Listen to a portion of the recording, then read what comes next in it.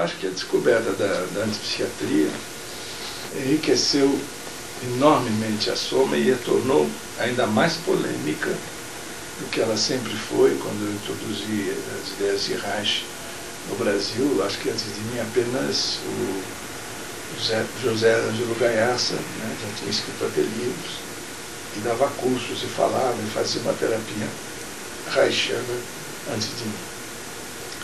Mas eu tive muito sucesso no começo com a minha terapia, e os debates sobre as diferenças entre as ideias de Reich e de Freud, a importância corporal na terapia, assustou muito as pessoas, etc.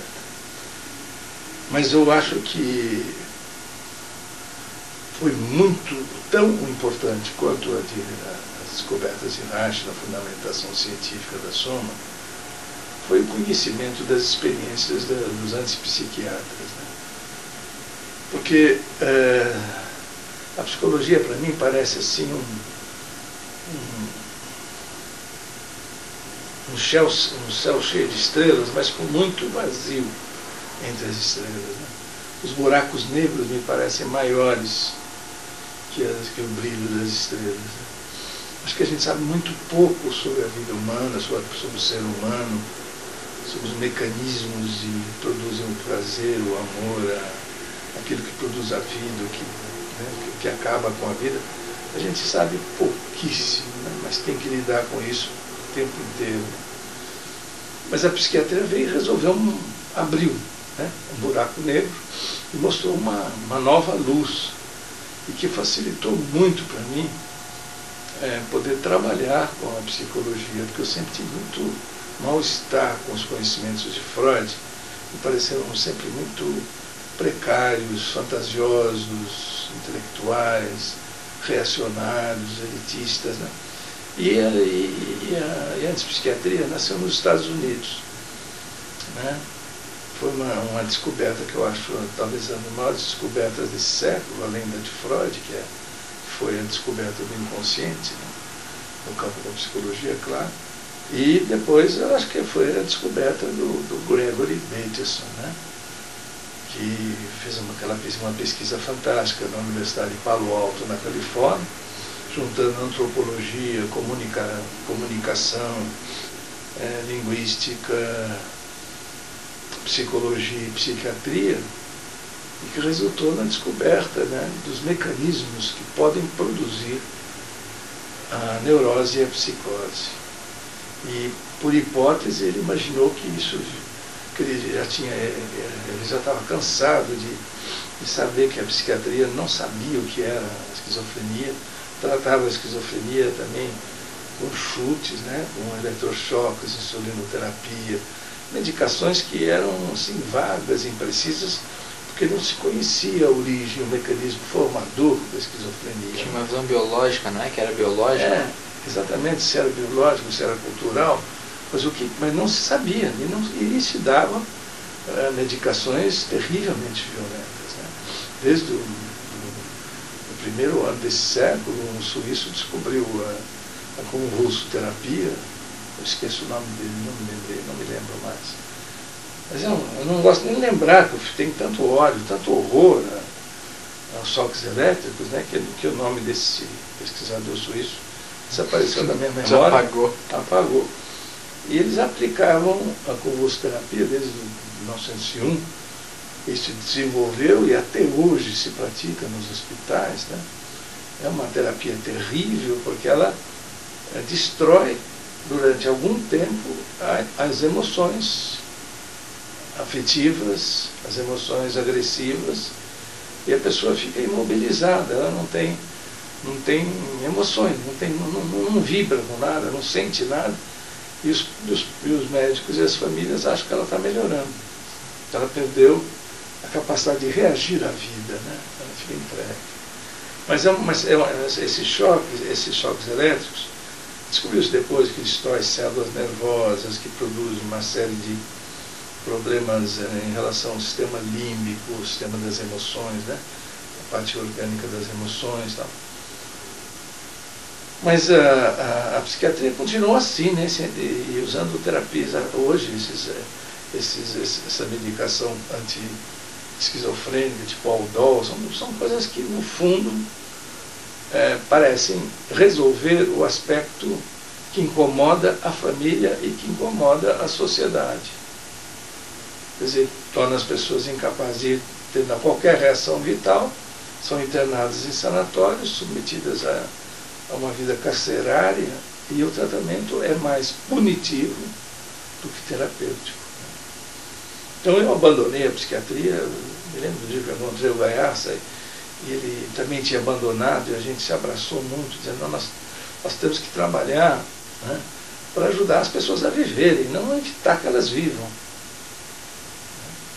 Porque a psiquiatria evita que as pessoas vivam, deixam elas pulsando com seres vivos, não estão vivendo a vida cultural, né, que nós adquirimos com a nossa história. Bem, a antipsiquiatria ela foi muito objetiva e clara, né? O Bateson imaginou a hipótese de que, através da comunicação verbal e das comunicações em geral, os pais, depois as escolas, depois o Estado, pudessem produzir nas pessoas um estado inicialmente de confusão mental, né, e depois um estado de dependência.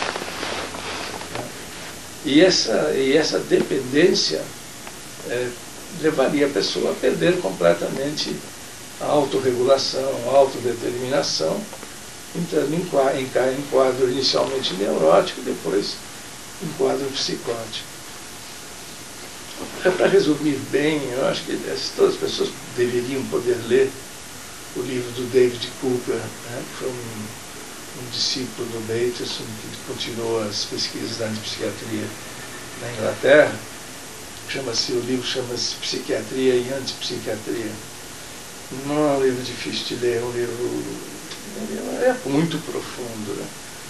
Mas ali dá para perceber claramente o salto, né, que a ciência deu no conhecimento da vida do ser humano e do processo terrivelmente violento da sociedade para com a diversidade, com as pessoas que são diferentes, que têm emoções diferentes, sentimentos diferentes, comportamentos diferentes da média, né, e que são tratados com muita violência e acabam praticamente todos internados. Então a gente poderia até dizer que os esquizofrênicos desse século são os mutantes, né? São pessoas mutantes e que traziam essa mutação dentro de si para mudar a sociedade, e porque são diferentes foram enlouquecidos pela repressão, internados ou imobilizados da sua vida através dos eletrochoques, dos choques insulínicos, até chegar à lobotomia, né? Porque a lobotomia nada mais do que a mesma coisa que a convulsoterapia, só que é para sempre. Eles atingem, perfuram o cérebro, localizam um ponto especial ali, que cortando ali, a pessoa nunca mais vai poder sentir emoção, nem afetiva, nem agressiva. Existem filmes que foram feitos sobre isso. Quero lembrar o nome desse filme, em que se mostra um trabalho de lobotomia em que Não é um com a Jessica Lange, tem o nome de uma mulher, né? Ela é uma atriz, né? Mas precisa lembrar o nome, vou ver se eu lembro já. Bom, você onde sabe, entra o duplo vínculo aí? porque a grande descoberta, né, foi a descoberta do duplo vínculo, que é um processo de comunicação defeituoso que, se for usado constantemente, desde que a criança nasce até a adolescência, se for muito violento e for muito bem aplicado, a pessoa primeiro fica muito confusa na vida, não entende as coisas, não sabe resolver seus problemas, e depois tornam-se dependentes da família e, por fim, entram em choque com a família, com a sociedade, e tornam-se esquizofrênicas.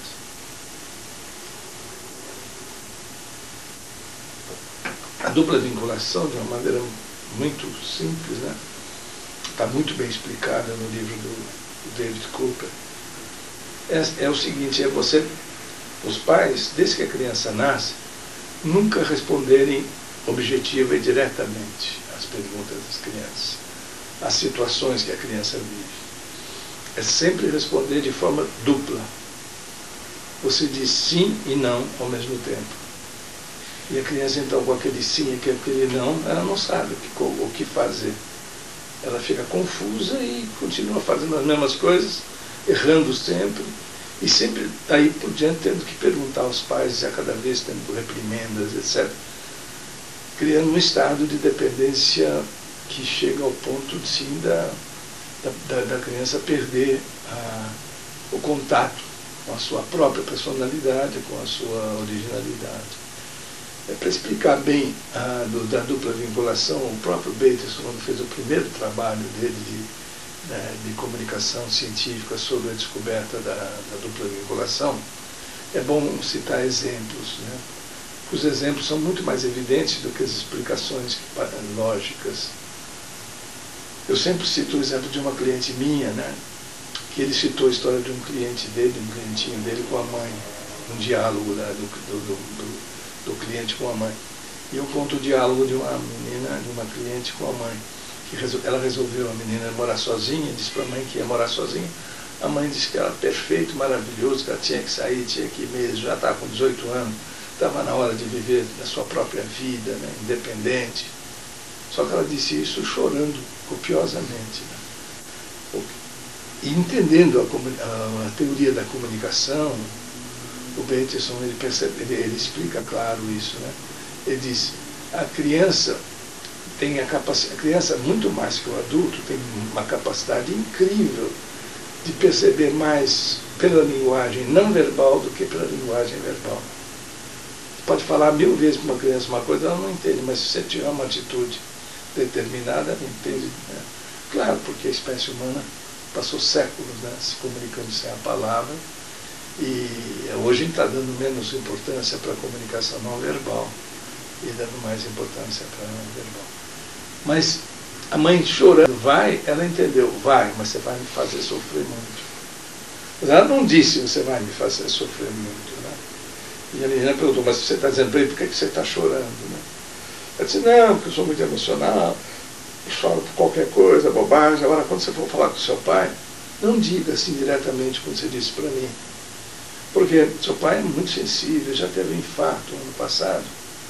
E se você chega para ele e diz uma coisa dessa, vamos embora, vamos morar sozinha, ele te adora, ele pode ter uma emoção muito forte, ter um novo infarto, e imagina se você pode ser até a causa da morte dele, né?